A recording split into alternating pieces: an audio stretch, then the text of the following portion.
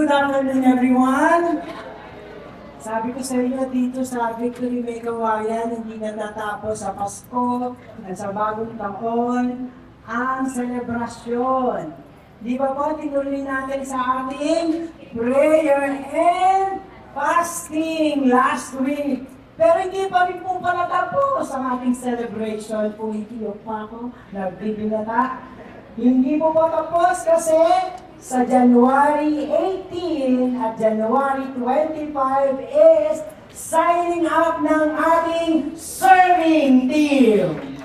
Tuloy ang celebration po dito, kaya we are also always encouraging everyone to be part of the ministries dito sa ating church. Kaya tuloy-tuloy yung mga celebration natin dito. We'll be seeing you next Sunday na nagsa-sign up. Yung yung mga admin natataranta kasi ang dami yung nagpapalista. Okay po? Ang dami yung sumusulat. Okay ba mo doon? Ulitin po natin, parang kumukonte. Next week, we'll be signing up. Yes, I will say amen to that. I will say yes, amen. And then, pag hindi ka pa nakapag-decide, 25 naman ng January, sign up ulit po tayo. At ngayon pa lang, palakpakan nyo na yung mga sarili for adding service to the ministry here in Victory May Kawayan. Okay po?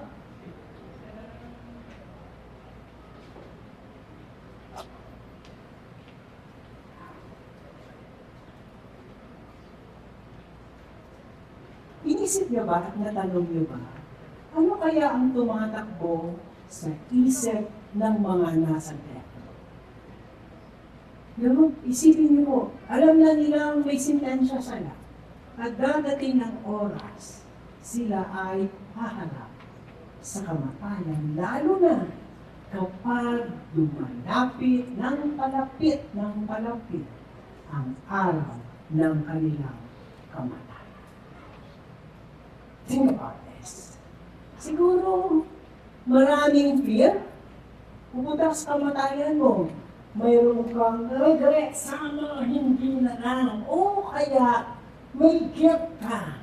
Kasi sa kabila ng iyong ginawa, parang kulang ang sintensya sa iyo. O the pain of losing your loved one na iiwanan mo, o kaya galit. May ibang haharap dito na galit pa rin sila. It's a mixed emotion.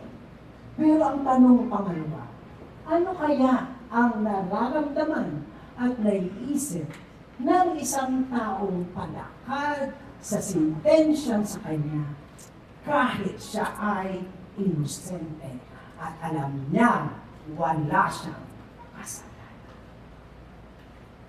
Think about this. Ano ang nasa isip at damdamin ng ating Panginoon na mula pa lang nang bumaba siya mula sa kalamitan at pupunta siya sa lupa, magkakatawang tao, at siya ay sasakdalin at mamamatay sa kasalanan hindi na ginawa. Last week, we have studied the POV of God the Father. Di ba po? Naaral natin na sa sobra para sa ating kaligtasan, inaray ng Diyos Ama ang kanyang anak. For God so loved the world that He gave His only begotten Son. Last week, ito yung pinag-usapan natin kung paano dinulog, inalok, in-offer ng Diyos ang kanyang bugtong na anak para sa ating kaligtasan upang ang mundong ito ay hindi mag-perish. This Sunday, POV naman ni Jesus Christ as He is carrying the cross and dying in our behalf. In fact, sa Gospel, nakasulat doon ang damdamin ni Jesus habang nakabayubay sa krus at mamamatay na. Nung sinabi niya, Jesus cried out with a loud voice saying, my God, why have you forsaken me? Lumabas sa puso ng ating Panginoon sa gitna ng kanyang sakripisyo ang pagtanong sa tatay niya. This afternoon, we will be looking at the sacrifice of the Son. I am inviting everyone to please open your Bible in John 12, verse 20 to 36, and it is our magiging regular Bible reader ko sa dahil sa ganda ng Moses. Ethan, please.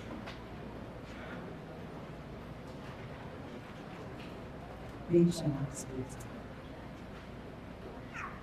Page 524 po.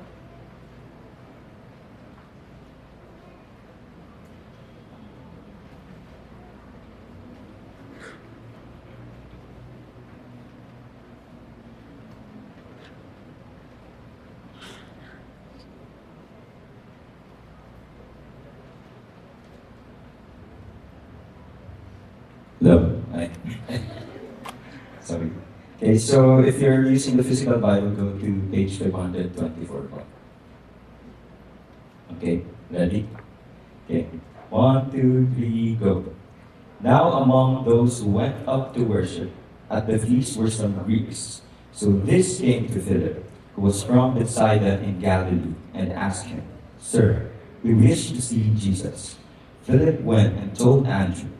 Andrew and Philip went and told Jesus. And Jesus answered them, The hour has come for the Son of Man to be glorified. Truly, truly, I say to you, unless a grain of wheat falls into the earth and dies, it remains alone. But if it dies, it bears much fruit. Whoever loves his life loses it, and whoever hates his life in this world will keep it for eternal life. If anyone serves me, he must follow me, and where I am, there will my servant be also. If anyone serves me, the Father will honor him.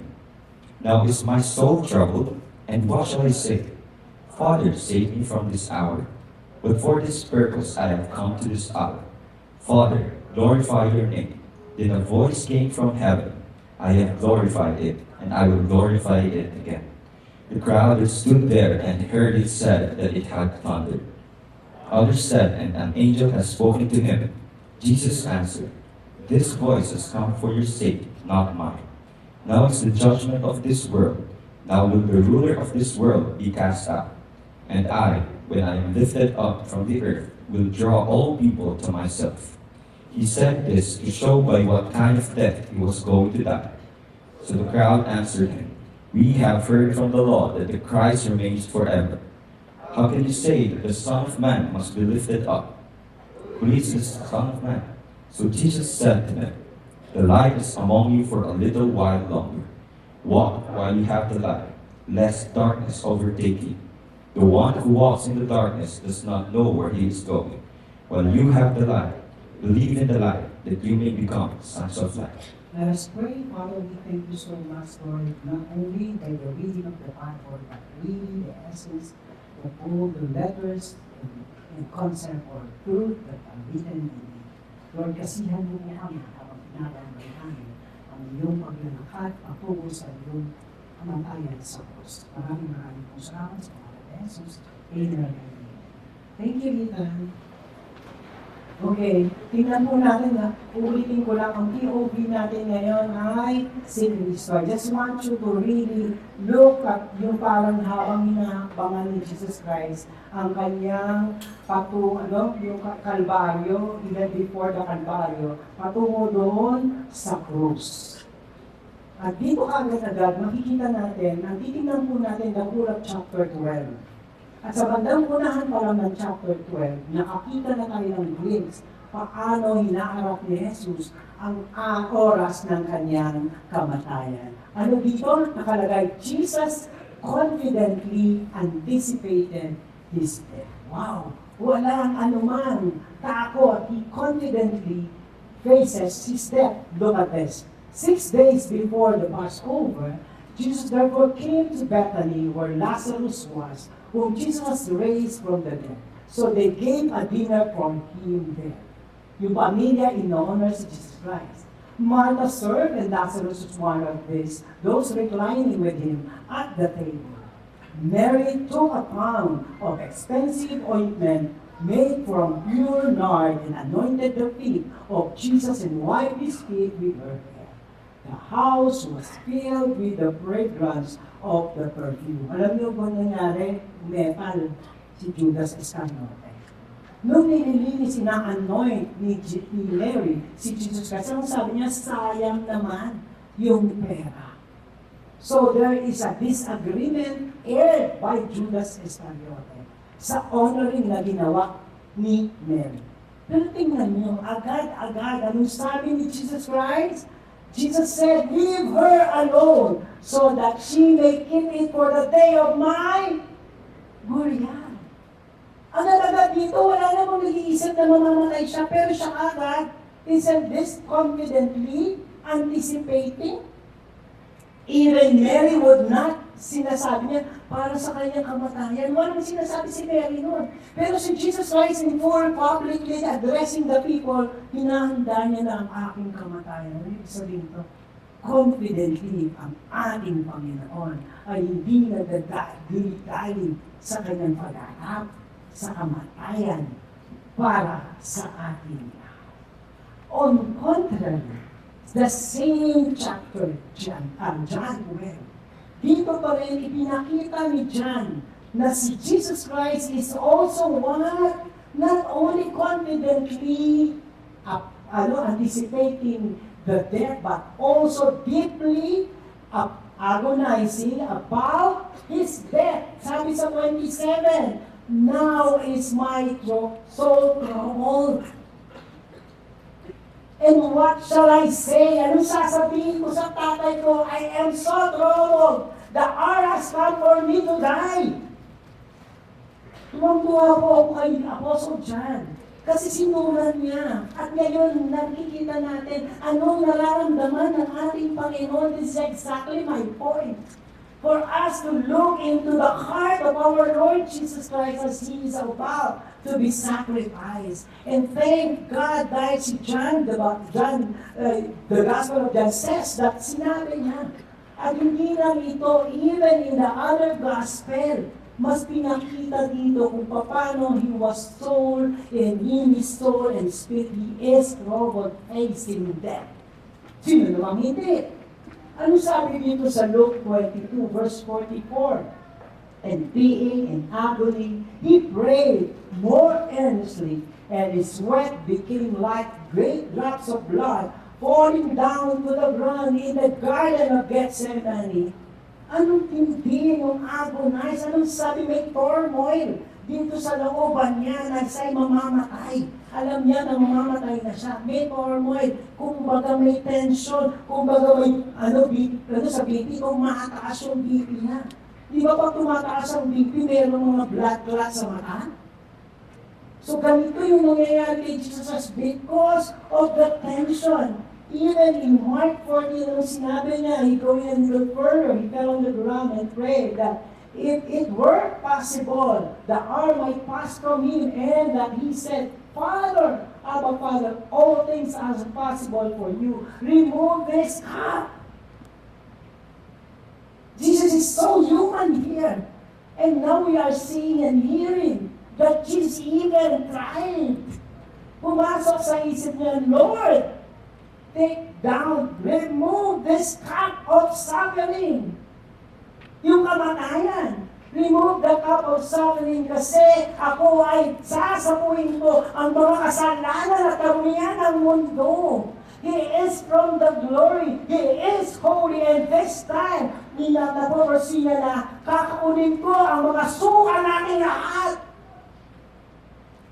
He is glorious. He is holy. And then he was agonizing at that forthcoming thing for him. Kaya ano sabi niya? Remove the cup from me. Pero ano po? Hindi dito natatapos. Ano sabi niya? Yet not what I will, but your will be done. Salamat, Panginoon. Nilagpasan mo ang turmoil na yun para matupad ang plano ng Diyos Ama. And going back in John 12, anong sinabi niya? Doon kanina, sabi niya, ano ba pag-pray ko, mahaba? Soul is in turmoil. What would I say? What would I ask the Father? Ibdas mo ba ako dito? No, anong sinabi niya? But for this purpose, I have come to this earth. Kaya ako bumaba. Kaya ako iniwan ang kalwalatian ng kalangitan para ako'y maging sakripisyo sa kaligtasan natin lahat. Maaaring alam na natin when we saw, when nakikita po natin kung paano nagdesisyon sila. Ano sabi na ulit? Kaya nga ako bumaba. Bakit ako aatras? Two, bakit siya bumaba? Ang tawag dito sa oras ng kamatayan niya, the hour has come to reconcile the perishing man to the Father. Because of our sin, the Father and man are separated. Jesus has to be sacrificed upang ma-reconcile ang Father sa ang tao ay ma-reconcile sa Father. Without the sacrifice of the Son, we are forever cursed and doomed, and we are perishing, and we don't have any hope at all. Nakakaupo tayo dito na tumutuloy ang buhay natin all because, sabi ni Jesus Christ, I would like to glorify your name, Father. Hindi kita ipapahiya. Ang puso mo na iligtas ang tao, I will glorify your name. For Jesus to do the will of the Father is to what? To glorify His name. And so the Father put the divine seal on Jesus' stillness to be sacrificed. Balik ko lang po. Nung inaaral ko to, parang ini-equate ang honoring kay God sa Father sa glorify. Pag inobey mo si Father, you are glorifying Him. Kanina natulong ko sa spiritual foundation class. What is sin? Sin is not honoring God. Kung nabagyuhin natin, what is sin? Not glorifying God. So si Jesus Christ, He wants to glorify God, He obeyed. He did not rebel against God. So dito talaga, glorify your name. And alam niyo po ba, anong sagot ng Father? Nung si Jesus Christ informed hearing of the disciples, including Mary, then the voice from heaven came. I have glorified you, and will glorify you. Look at the term. Kaya hindi ako iniwalay ng term ng glorification. We are here to glorify God. And at this point, nakikita niyo yung mission ng Father at ng Son is to glorify both the Father and the Son. And the Father says, I have glorified it, and I will glorify it again and again. Are we willing just to say, to glorify God? Sabi ni Father, I have glorified it and glorified it. The great sacrifice is the great glorification of the Father, the Son, and the Holy Spirit. Glorification is not so linear. It has to take great sacrifice of Jesus Christ. And Jesus answered them, the hour has come for the Son of Man to be. Same term na ginagamit. I would like to glorify the Father, and Jesus Christ is glorified when He what? When He will die. Grabe yung glorification, ano? Matitedi ka. Mahirapan ka. Ang term mo ay, the Son of Man, the hour has come for the Son of Man to be glorified. Sa mundong ito, hindi ganun ang ibig sabihin ng glorification. But here, look at this.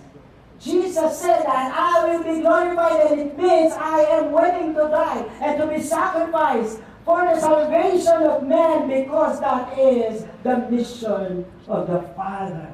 Hindi ko ipapaya ang aking Ama. Pero hindi ganun kadali kasi siya ay mamamatay sa krus. Kaya dito sa pag-aaral natin, I have already gave you what the the great sacrifice is?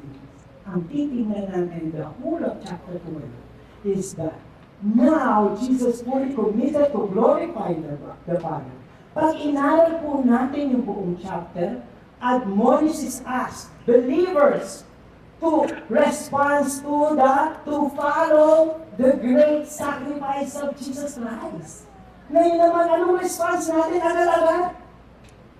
Second na tayo sa great sacrifice in Jesus Christ. Oh, what happened now? Nung binabasang tanggal yung John 12, and looking at, hindi ko naman sinasabing enjoying, ano yung response natin? Lalo-lalo natin, series natin, at ang ating team for 2026. O, ayun na kagad si Jesus Christ. O, mamamatay ako, pero may mission kayo. Put it bluntly. Yung pang-rail lang yung pet.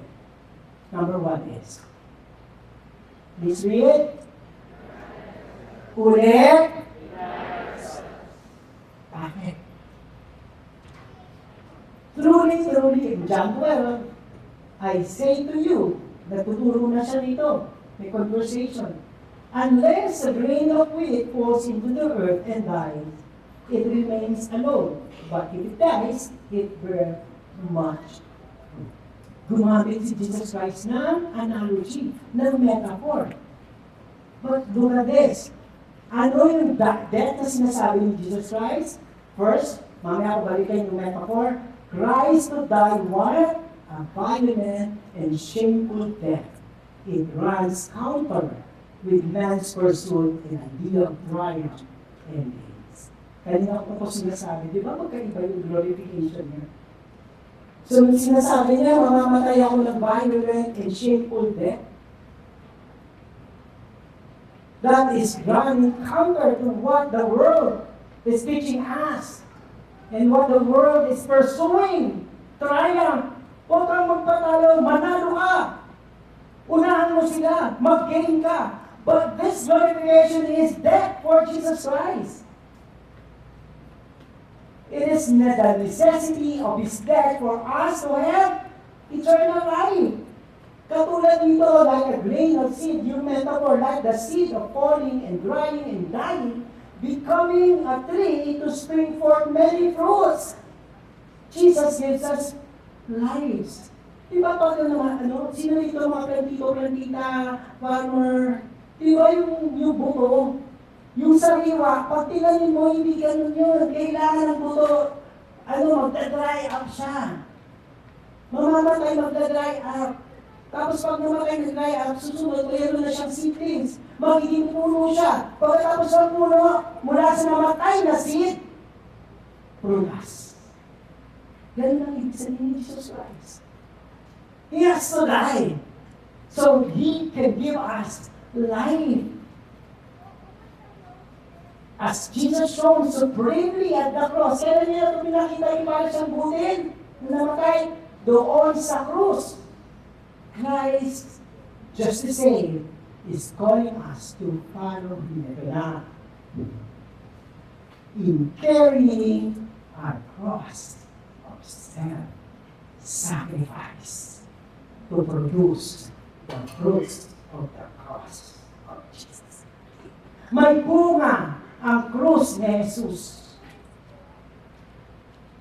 At tayo ay magiging unang bunga ng krus, susunod, magbubunga mula sa sacrifice ni Jesus. Ano daw? Deny ourselves. Cross of what? Self-sacrifice. Uso ba yan sa mundo? Di ba hirap nito? Sa mundo, kawawang, huwag kang magpalano. Sa mundo, ito yung gumamit. But look what is the example of the cross of Jesus Christ. Is dying for others. Saan ba tinamundo yan? But in the kingdom of God, it's so different. If it dies, it bears much fruit. Kung i-insist natin si ako, yung akin, yung amin, yung kami,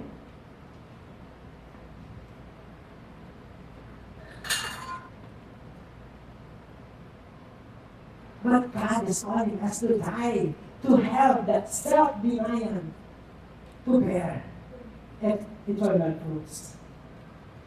Kasi kung di ko alam na yun lalaban, makakagay ka, but I tell you that it's not eternal.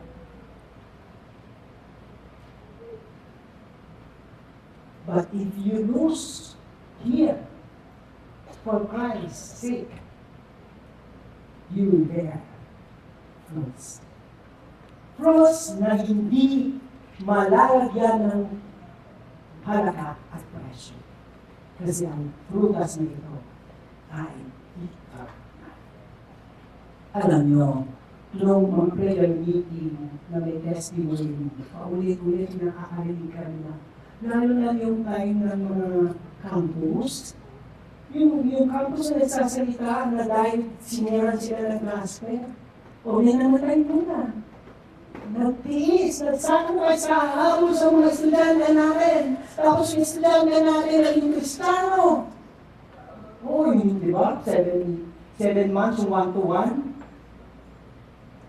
Iyan mo lang inaabot. Ay, nag-1-to-1 na siya ngayon. Makabayaran mo ba yun?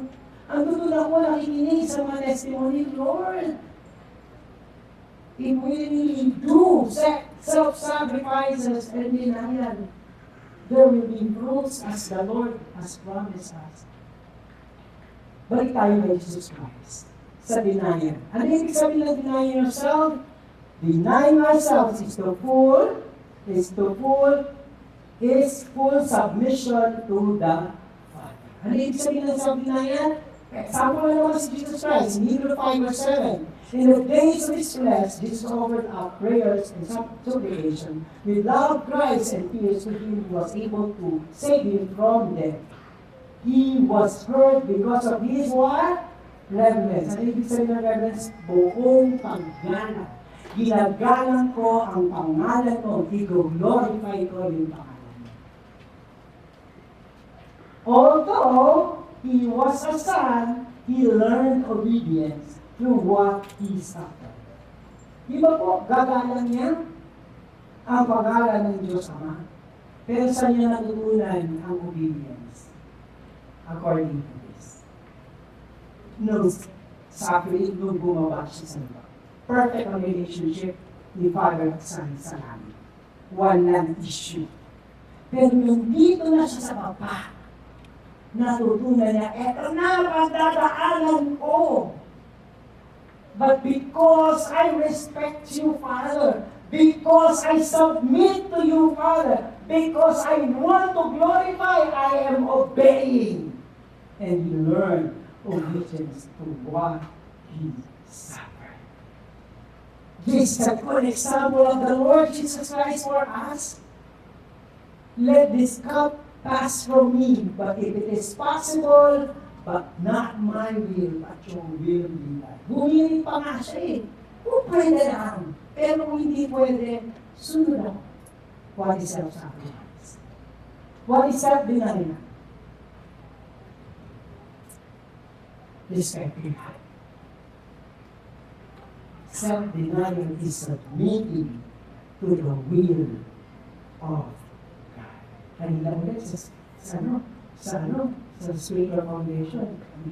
Kasi may problema about sa sin. Sabi na submit to God. Sabi na, Father, this is my devil. Submit to God. Ang tanong ko, ano ibig sabihin? Submit, paano?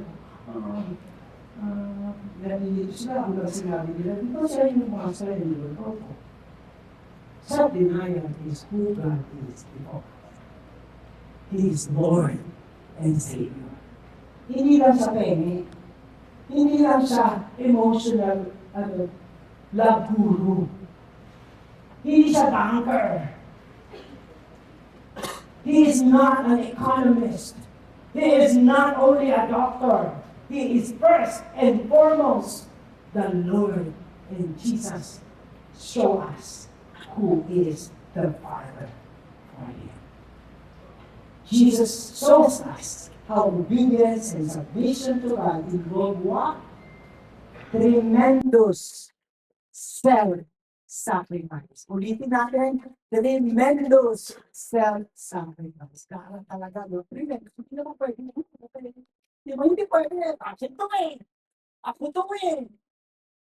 Pinagsirapan ko ito eh. Oras ko to eh. Galing ko to eh. Pangalan ko to eh. Sikat ako to eh. Tapos sila ang nag-use mo.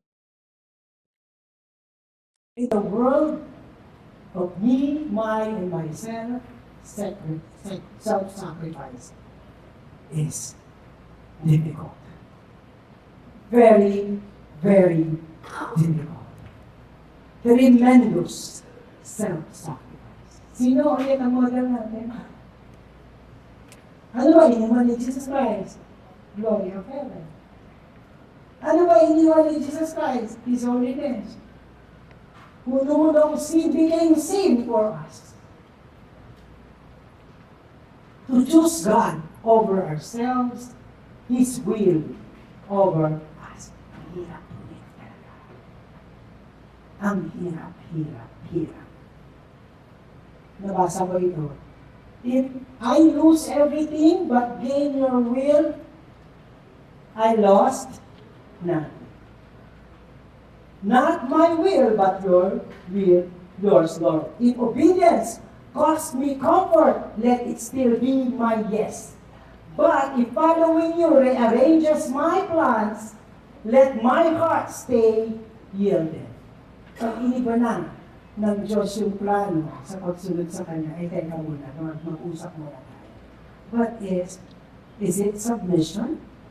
If the path you choose feels narrow, unfamiliar, or quiet, I will trust that you are still good and still.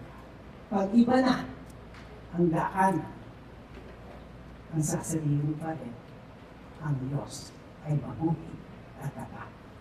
At ako ay magtitinay pa rin ng aking sarili. Denying ourselves is losing our love of selves and to this world. Pinanganak tayong me, my, and myself. Panganak po. Default po natin lahat yan. Especially for women. Pero ito yung hinihingi. Whoever loves his life loses it, and whoever hates his life in this world will keep it to eternal life. Now, tinatay niyo po yung teaching ni Jesus Christ, mahal o makano? Gain or lose? Grabe yung mga terms na ginamit ni Jesus. Jesus teaching us to follow the principle of gaining through losing. Kaya tayo yung mundo natin, di ba? Kami. Kumami ka na kumami, dadami pa lalo. Yung mga kurakot, ganun yung mindset nila. Pero dito hindi. It's, you are gaining when you are losing. Di ba naman ito, Lord? Pag sermon ka, magiging great ka. Eh dito, galingan eh. Sa mundo, great ka kung marami kang likes. Pero dito, maglingkod ka, doon ka, great. Kanino? Kay God. Maaaring hindi ka magtinda ng mundo, pero kay God. Sino bang number one audience? Dito sa mundo ito, sige lahat, kailangan malaman ng lahat. I-post mo na, i-post. Palike ka ng palike, pa-view ka ng pa-view. You're great. Pero yung gumagawa ka ng mabuting bagay at ang tao at baka ngayong taon hindi pa sinabi kung kanino galing ang tulong. Kanino agree? But that is servant heart. Humility for sabi, ang mga nagtataas, binababa ng Diyos, ang nagpapakababa, itinataas ng Diyos. This is the upside down kingdom of God. Saan tayo nakatira? Kanino kaharian tayo nandoon? God or the kingdom of the world? If we will not deny ourselves, where are we kingdom belonging with? There is this choice and consequence of our decision and response to Jesus' sacrifice. Whether our lives, wants, desire align against or align in God's will. May decision lang siya. Dati naglalagay pa ako ng gitna ng neutral ground. But tonight, this afternoon, wala ng neutral, black and white lang. Against God's will or align with God's will. For the longest time, Christianity pumupunta sa gitna. Yung pwede na rin. At pwede naman. But the teaching in John 12 is about loving or hating. Our obedience, self-denial, suffering, and endurance, what will give God glory. Do we want to really give glory to God? Tremendous self-sacrifice and deep obedience to God. Di pa po tapos, huwag mo na po lang. Naku, handa na kayo, baka mahaba po. Dare to witness, deny yourselves, and now dare to witness as God show us the great sacrifice. He agad-agad meron siyang great commission. May bad example sa John 12. Sino mga bad example? Basahin po natin. 42. Nevertheless, many even of the authorities believed in him. Oh, may naniniwala kay Kristo, kaya nga pumunta sila dun eh. Kaya gusto nilang makilala si Kristo, makausap, ma-interview. But, for what? Fear of the Pharisees, they did not. Christian ako, pero Christian ako. Pero sabi na hindi nila. Sabi na, they did not confess it. So that they would not be put out of the synagogue. For they love the glory that comes from man more than the glory that comes from the Father or God.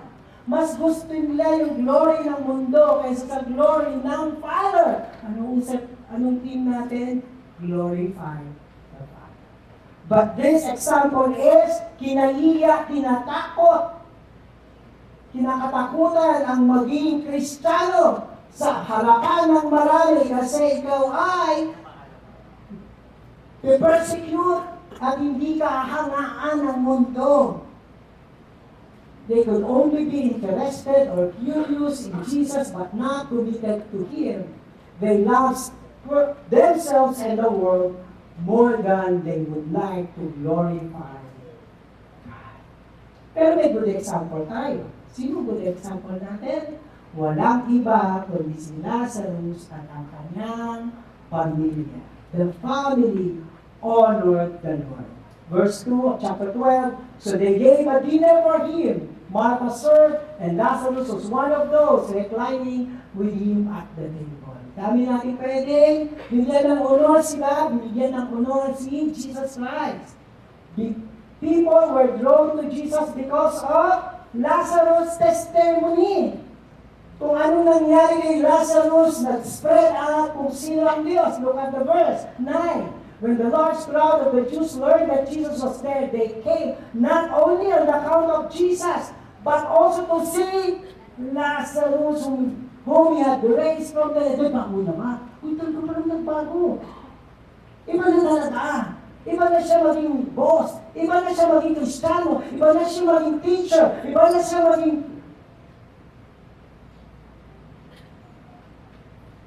nandoon yung mga tao katulad ni Lazarus. Kay Kristo, that's great commission in an active things. Pero ito lang, handa na ba kayo? Ano sabi kay Lazarus? Verse 10, so that the chief priests made plans to put Lazarus to death. Sabi nito, hindi talaga ng John, pero binabasa ko. As well, because on account of him, many of the Jews were away and believing in Jesus. Ano matapag ni Lazarus? Binuhay na nga ako, ititegi naman ako. That's the price. That's the cost of standing for God. Binuhay din na ako. But, separated from the world, set apart. hindi ka nila nakikita ang walang, sa parting Kristo dyan. Ano, sa parting gospel yan. How can we draw people to God? Lalo na ngayon, kaya hard yung mga teachings ngayon sa commission. Anong natin, team? Mission. If we will not settle our heart with this issue, how can we do mission? If we cannot represent Christ in us to the world, how can we really say or preach the gospel? Sabi ni Jesus Christ, directly yung mission niya, ako itataas yung mamamatay sa krus, will draw all people to myself. Kaya sabi niya, I have come into this world as light so that whoever believes in me may not remain in darkness. Anong sabi niya ulit sa mga kausap niyang Kristiyano dito? While you have the light, believe in the light that you may become the son of light. This is the condition na ay liwanag, si Jesus ay liwanag, nasa sa inyo ang liwanag ng Diyos. Huwag natin itago. Ipakilala natin ang liwanag ng Panginoon. Because Christ in you is the hope of glory of His people. Meron ba nagsindi ng kandila nilagay sa ilalim? Let us spread the light of the world. If anyone hears my words and does not keep them, I do not judge him, for I did not came to judge the world, but to save the world. Di ba sinabi last week, He did not condemn. Pero anong magja-judge sa mundo? The one who rejects me and does not receive my words has a judge. The word that I have spoken will judge him on the last day. Nakanino ang word? Di ba? The word of God is the light. Nakanino? Sino naka-receive ng John 3:16? Sino naka-receive na not my will, but thy will be done? Sino naka-receive? If you believe in Him, you will not perish, but have eternal life. Sino naka-receive? Yung simbahan. At ang sabi niya, spread the word. Hindi kayo magkukondena. Kung hindi ang magkukondena o magliligtas ay ang salita ng Diyos na manggagaling sa ating buhay at mismo sa ating mga piling. We have the Word of God. His Word is the light to the dark and perishing. Finally, devote our lives to Christ. Pero example muna tayo. Sino example natin kanina? Si Judas. Nagbida-bida. Nung nagde-devotion si Mary, ano sabi niya? One of his disciples who was about to betray him. Why was this ointment not sold for 300 denarii and given to the poor? He said this. Not because he cared about the poor, but because he was a thief and having charge of many bags, he used to help him sell to what was for him. Bida-bida pa, no? Di ba ang buti para sa mga mahihirap? Pero ano yun? This is exactly the same thing na sinasabi ko what is the kingdom of the world. It's all about me. It's for me. Si Judas kanino siya nakagrupo? Kanino siya nakagrupo doon? Hindi nga siya nakagrupo doon sa authorities. Kanino siya kasama? Sa grupo ni Jesus Christ. He is one of the apostles. And yet, look at his heart.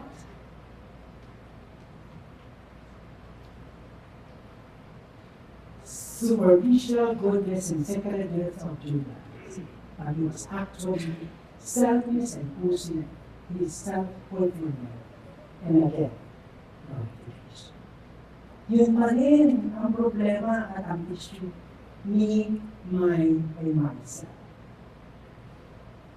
But look, This is a very beautiful example of Mary.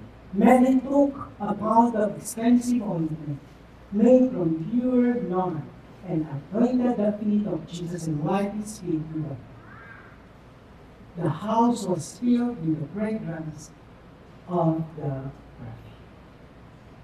Magkano?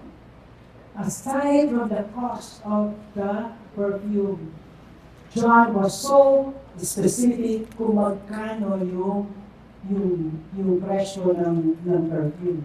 300 dinar. Magkano na LV ng perfume? Magkano yung, sorry, hindi ako masyadong LV lang ang ganito. Gusto rin yung Violete pa yun. Di ba, hindi ko alam, Chanel o kaya level sinili para sa Diyos. Yes, pero hindi niya na, yung sinabi kayo dito, bibigay kayo, hindi. Anong act niya?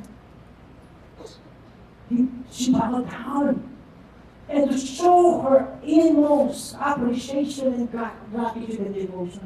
Ano ginamit niyang bang punas? Buko. Not outside from me, it is from me. What a beautiful picture of devotion to God. The costliest yet the humblest. She is also strong. Natatakot yung mga authorities, mahuli sila ng mga Pharisees. Ito, bawal itong ginagawa niya, bawal kang sumali sa kanpunan ng mga lalaki. Pero ano siya? Sumingit pa siya. This is her strongest devotion to God upang ipakilala sa lahat kung anong klaseng Diyos ang kanyang sinasamba. Love and devotion to Christ developed in us, humblest yet the costliest worship and service. Ano na, nilet go mo? Ano na, binigay mo para sa Diyos? Pero hindi alam ng marami. Hindi mo pinagmamala. Kasi ang tunay na devotion is what? Mayroong puso sobrang hinadakila lamang sila at nagpapamala sa kanyang bahay. Hindi mo pinagmamalaki ang iyong ginawa sapagkat walang sinabi anumang gagawin ng tao para sa Diyos sa ginawa ng Diyos para sa atin. Namatay siya sa krus. Genuine devotion endears the Lord, where He finds us following His principle of self-denial, sacrifice, and service to others. So unique. And I find this one. Meron silang conference, Passion 2026. Madami pa silang ending. But I like this one. And Ruby Dignillo says, this generation is called to a lifetime, not a weekend of devotion to God. Hindi na pamilinggo, but a lifetime of devotion to God. Ano sinabi ni Jesus Christ? Seeing Mary, Jesus said, leave her alone, so that she may keep it from the day of mine. Before then, Mary was honored by our Lord Jesus Christ. Before men, she was glorified. And for us, anong sabi natin? Now we are also glorified by God. John 12 also, 26, if anyone serve me, he must follow me, and where I am, there will I be. There will be my servant be also. If anyone serve me, please read the last. Praise 1, 2, 3, go. The Father will glorify His church. Worship Him. That's our hands. God wants to glorify us. is a Father. The Father, Jesus Christ, glorified the Son. The Son glorified the Father. To save us, the Father, the Son, and the Holy Spirit, glory and glory. And this time, we want to glorify.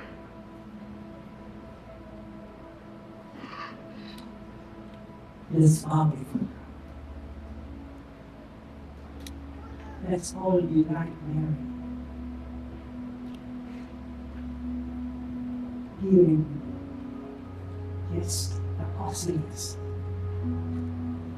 possessions of that we have, that is us.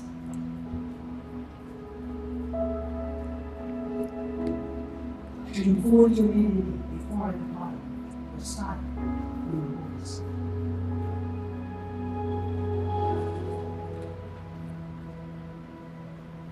Kanina po, parang kulangan na. May mga pera na parang sulit, sobrang diin ng pagkanda natin. Yung hindi ako hiniwalay sa'yo. Meron doon. Kaya at this point, I'm feeling mo, there are things that is taking you away from God. Very strong yung word ng God. Address this problem and issues we have. If there are things that you think are drawing you away from pure devotion to Christ, whatever it is, problema, sakit, frustration, disappointment, takot, o anumang nagdi-distract for us to fully bow down before the Lord. Whatever it is, let's pray. Mga pagmamahal ng Diyos, mga oras na ito, we want to be very specific. Walang isa man ditong aayaw sa'yo. Kami ay sa'yo lamang. Lahat kami, Panginoon. Lahat kami. At nagpapakatao kami sa'yo. Katulad ng pagiging pagkatao mo nung time na lumalapit ka sa Diyos Ama. Lord, anything that is pulling us away from you, God, alisin mo ito. We humble ourselves, sinasabi namin hindi namin ito kaya on our own. Ikaw lamang, Lord. Ikaw lamang. Kaya ano man ito, Panginoon, huwag mo ngayang ito ang umalis sa amin. Hindi kami aalis sa iyo. At gusto po namin ikaw lang. There's no other way but you, Lord. But help us destroy whatever it is na sumisira sa commitment at devotion natin. Yes. Maraming sa sapagkat kung si Kristo ay binigyan mo ng endurance at ng kapangyarihan that your will be done in Him. Ganun din, Panginoon, the same Spirit that raised Jesus from the dead is the same Spirit in us residing, powerfully moving in us, powerfully releasing out from all the bondages and all the things that is pulling us away from you. In the name of Jesus, let us be free. And Jesus, after his prayer, he was blessed by the Father. At siya ang nagbigay ng kapangyarihan ng buhay na walang hanggan. And now, receive the same power of the Father to give you the blessing. Let you be blessed so that you will bless other people.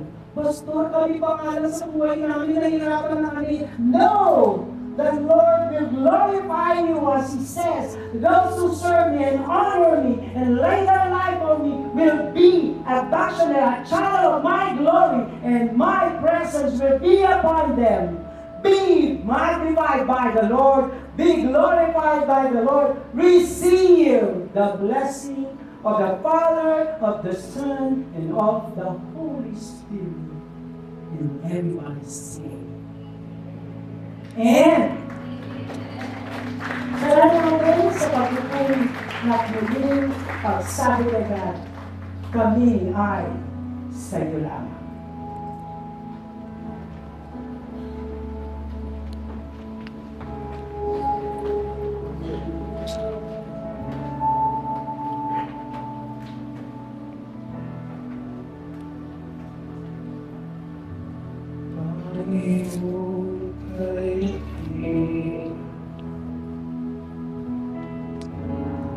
Tanging mag-isa, Panginoon kaibig, Ikaw ay pagkukumbaba. Buhay ko ay lunas, lamang ka ibinigay.